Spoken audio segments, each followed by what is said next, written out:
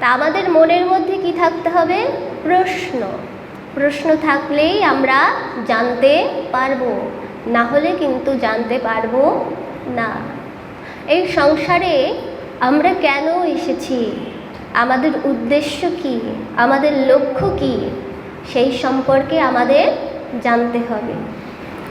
এই যে মাসব্যাপী ভাগবতের আয়োজন হয়েছে, ভাগবত বক্তারা ভাগবত পাঠ করে চলে যাচ্ছেন, আপনারাও শ্রবণ করে চলে যাচ্ছেন, কিন্তু কেন শ্রবণ করতে হবে, শ্রবণ করার মাহাত্ম্য কী, সেই সম্পর্কেও আমাদের জানতে হবে। না হলে তো এই পাঠ শুনে কোনোই লাভ হবে না। এই সংসারে লাভ লসের কথাও আমাদের ভাবতে হবে।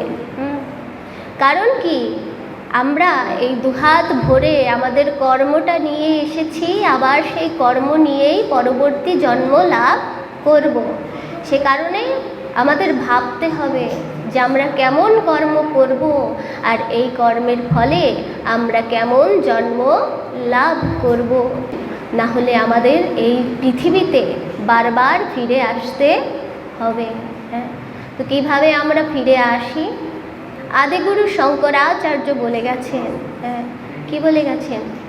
পুনরপি জন্মম পুনরপি মরণম পুনরপি জননী জঠরে শয়নম পুনরপি জন্মম পুনরপি মরণম পুনরপি জননী জঠরে শয়নম ইহ সংসারে বহু দুস্তারে কৃপয়া করে পাহি মুরারে ইহ সংসারে বহু দুস্তারে কৃপয়া করে পাহি মুরারে ভজ গোবিন্দম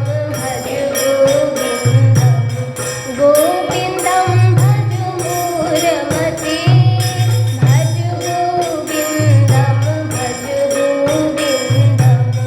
গোবিন্দম ভজ মূরমতি সংকটে সন্নিহিতে কালে নহি নহি রক্ষতি যুগে করণে ভজ গোবিন্দম ভজ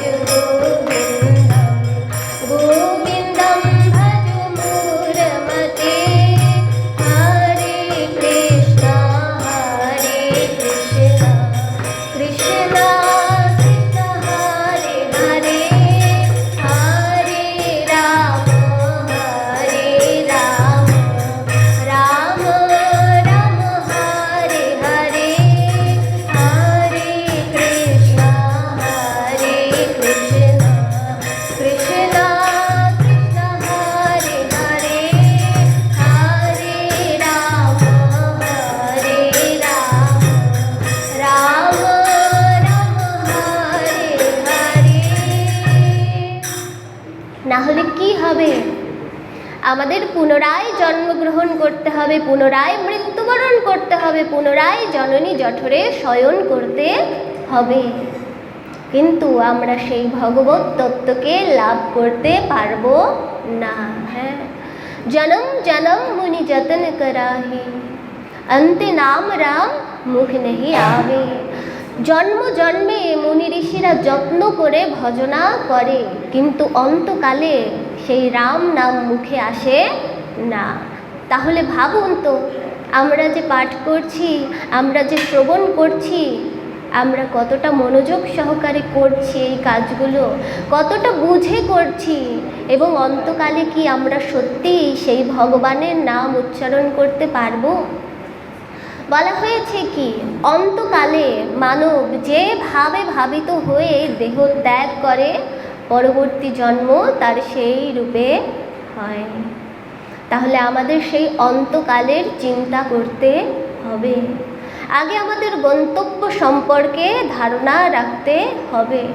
আমি একটা রিকশায় উঠেছি, সেই রিকশাটা করে আমি কোথায় যাব তা আমার আগে ভাবতে হবে। এই ভাগবতে এসেছি, কেন এসেছি? কালকে শুনেছি নাকি অনেক বেশি মানুষ হয়েছিল, প্রসাদ ছিল। তো স্বাদের আশায় সবাই এসেছে। হ্যাঁ, প্রসাদ আছে আজকেও।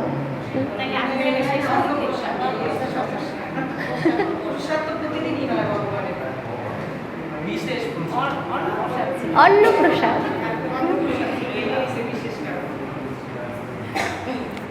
দেখুন আমাদের অবস্থাটা হয়েছে কি ওই পিঁপড়ের মতো। হ্যাঁ, এক টুকরো বিস্কিট চানাচুর যদি পড়ে থাকে, পিঁপড়ে দেখবেন একটা এসেছে, ও সিগন্যাল দিয়ে দিয়েছে, বাকিগুলো সব দল বেঁধে চলে এসেছে। তো প্রসাদের সময় আমি ভেবে পাই না এই পিঁপড়েগুলো কোথা থেকে চলে আসে। হ্যাঁ, সিগন্যাল পেয়ে যায়, একজন বোধহয় ফোন করে জানিয়ে দেয়, জানিস আজকে অন্নপ্রসাদ আছে, সবাই একবারে চলে এসেছে। কিন্তু এই পিঁপড়েগুলোকে মানুষ এটা ফোন করে জানায় না যে জানিস আজকে ভাগবত পাঠ আছে, আজকে চলে আয়। হ্যাঁ, তো আমরাও জানাই না, এ কারণে তারাও আসে না। আমাদের কোনটা জানাতে হবে সেটা আমাদের বুঝতে হবে। হ্যাঁ, আমরা যদি ওই প্রসাদের জন্য না এনে যদি এই প্রসাদের জন্য আনি, তাহলেই আমাদেরও পুণ্য হবে, ওদেরও পুণ্য হবে। কারণ কি, এটা হচ্ছে সবথেকে বড় প্রসাদ। হ্যাঁ, এটা কেমন প্রসাদ? এটা হচ্ছে ভাগবত প্রসাদ। নিগমা কল্পতরুর গলিতম ফলম সুখ মুখদমৃত দ্রব্য সংযুতম পিবত ভাগবত রসমালয়ম মুহুরহ রসিকা ভুবি ভাবুকা। এটা হচ্ছে নিগম কল্পতরু বৃক্ষের অমৃত ফল। সেই অমৃত ফল এত সুস্বাদু, সেটা কে আস্বাদন করেছে? এখন তো এই সামনে আসছে মধুমাস, তাই না? আম কাঁঠালের সময়। তো যে পাখিতে ওই ফলটা খাবে, ওই ফলের স্বাদ আরও বেড়ে যাবে।